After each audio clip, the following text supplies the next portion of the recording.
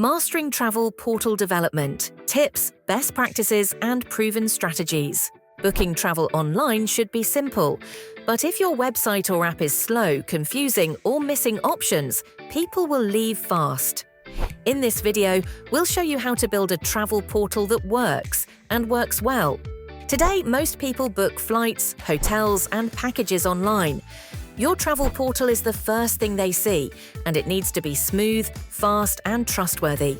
A great portal includes live flight and hotel info, easy-to-use booking system, safe payment options, helpful filters and search, mobile-friendly design. It should feel easy, like booking your trip in just a few taps or clicks. Start by asking, who is this portal for? Business travelers, families, travel agents? Once you know, choose tools and designs that match their needs.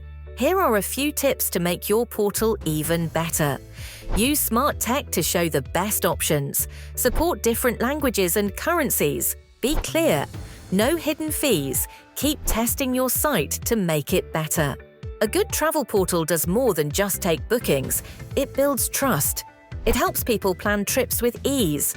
So keep it simple, helpful, and fast. And your users will keep coming back. Thanks for watching. Subscribe for more simple guides on building better travel platforms.